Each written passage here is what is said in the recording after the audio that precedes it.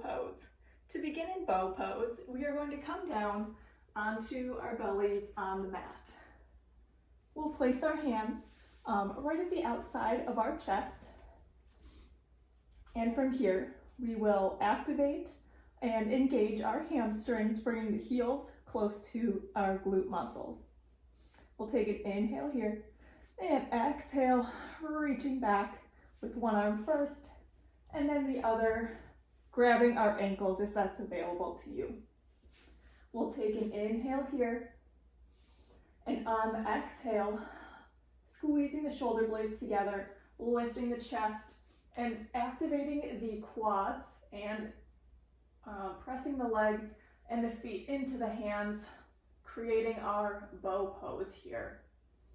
Inhale and exhale, returning to the mat, releasing our feet, and returning to our beginning position. Now we do have some modifications.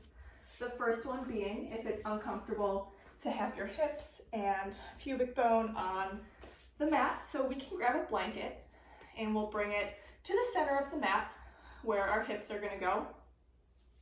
Once again, returning to our stomachs, bringing our hips and pubic bone right on top of our blanket here. Now from here, we'll once again return to our bow pose by activating the quads, reaching back to grab the feet, keeping our gaze gently looking forward.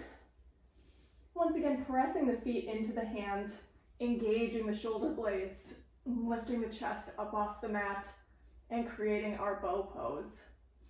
Inhale, exhale, returning down to the mat. Now, one of the next modifications that we can do is we can widen our knees slightly, so that makes it a little bit easier for some. So once again, we'll reach back, grabbing our feet, we'll move our legs just slightly apart, a little bit more. We still want to activate the inner thighs when we do this. However, we can give ourselves a little bit more space. We'll take an inhale and exhale, pressing up into those hands, engaging the shoulder blades. Inhale here and exhale, returning to our mat.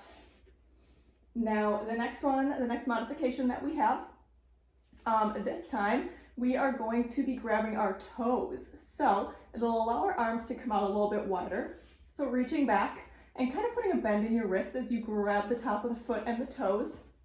We'll do that on both sides.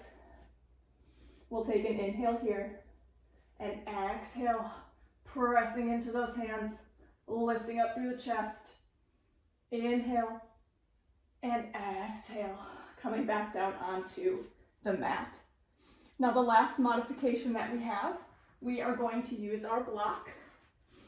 So the block is going to come right between our feet, and this is going to encourage bringing our inner thighs together, kind of squeezing the legs together. So we will put this right about at our ankles here, coming back down onto the mat. We'll engage both hamstrings, bring the feet up, engaging those inner thighs. We'll take an inhale and exhale, coming into our bow pose, engaging the inner thighs. Inhale here and exhale, back down onto the mat. Now I am going to remove our props here, and we'll go into a transition of how you can use bow pose in a sequence. So for this one, we're going to be starting in downward facing dog. So coming down onto our mat, grounding through the hands, tucking the toes, pressing the heels into the floor, raising the tailbone up towards the sky. We'll take an inhale here and exhale, coming into our straight arm plank here. We'll take an inhale, and as we do, we're going to shift our weight forward. And on the exhale, keeping our elbows in nice and tight, coming down for chaturanga. With our hands by our chest, we'll untuck the toes.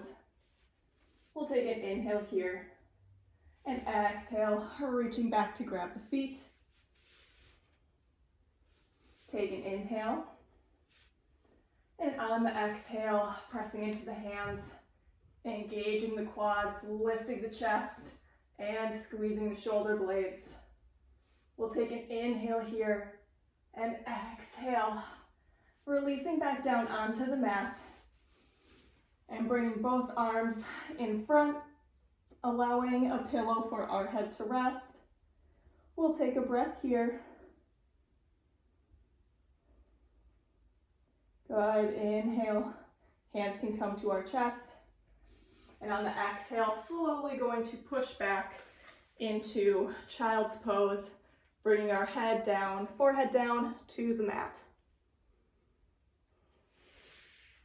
And that is our bow pose.